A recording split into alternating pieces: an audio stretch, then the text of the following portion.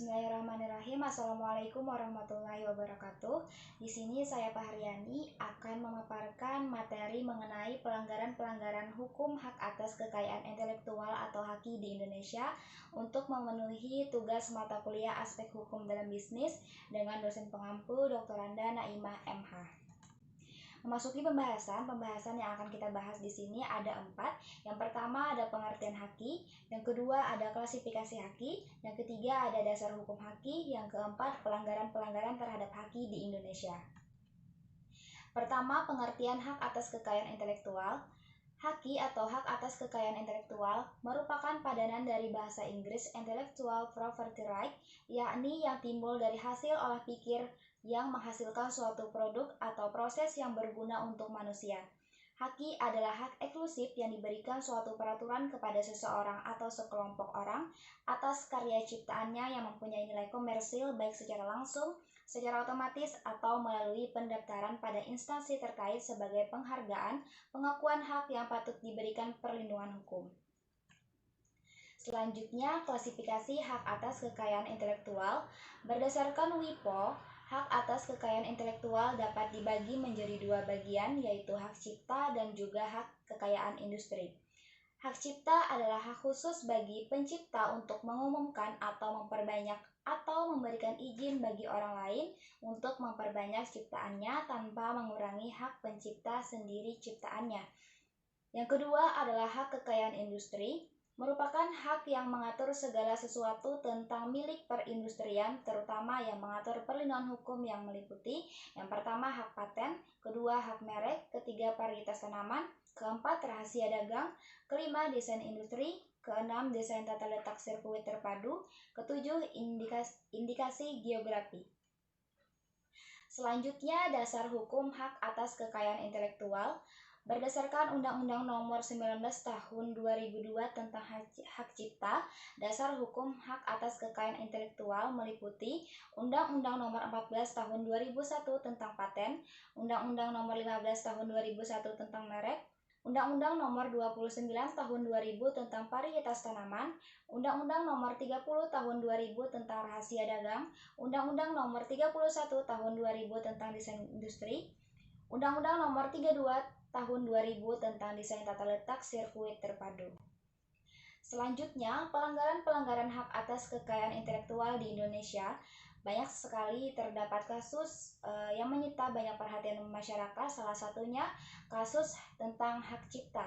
Dikutip dari kompas.com, pada Jumat 12 September 2008, Ketut Denny Aryasa, perajin perak asal Bali, dituding menjiplak salah satu motif perusahaan perak milik Asia, PT Karya Tangan Indah, dengan tudingan meniru dan menyebarluaskan motif flor atau bunga. Padahal motif ini adalah motif salah satu tradisional Bali yang kaya akan makna dan bisa ditemui di hampir seluruh ornamen seni di Bali. Ironisnya, motif tradisional Bali ini ternyata dipatenkan oleh pihak asing di Direktorat Hak Cipta, Direktorat Jenderal Hak Kekayaan Intelektual Republik Indonesia pada tahun 2006 dengan nomor 030376.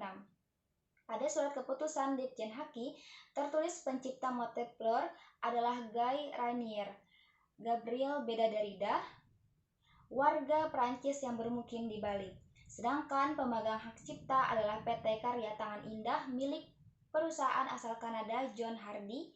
Dengan tudingan yang melanggar hak cipta, Denny Aryasa kini dituntut 2 tahun penjara. Bahkan, Denny sempat ditahan selama 40 hari di LP Kerobokan di Bali. Kini Denny menjalani tahanan rumah. Motif flor ini juga telah dipatenkan di Amerika Serikat, sehingga kini perajin perak di Bali yang menggunakan motif yang sama pun terancam ikut terjerat pelanggaran hak cipta. Asosiasi Perajin Perak mencatat terdapat sekitar 800 motif perak tradisional Bali yang telah dipatenkan pihak asing di Amerika Serikat. Contoh kasus yang kedua adalah kasus hak merek, yaitu kasus Buddha Bar. Umat Buddha menilai kasus Buddha Bar atau BB tidak hanya melecehkan simbol agama Buddha, tetapi juga menduga ada pelanggaran hukum pendirian usaha. Menurut Mulyadi, anggota Majelis Agama Buddha Theravada Indonesia, berdirinya BB telah melanggar Undang-Undang Nomor 15 Tahun 2001 tentang merek dalam pasal 5. Kedua, bertentangan dengan Undang-Undang Nomor 1 Tahun tentang pencegahan penyalahgunaan dan atau penodaan agama, pasal 156A. Ketiga, bertentangan dengan Konvensi Paris 1883 tentang hak kekayaan industrial.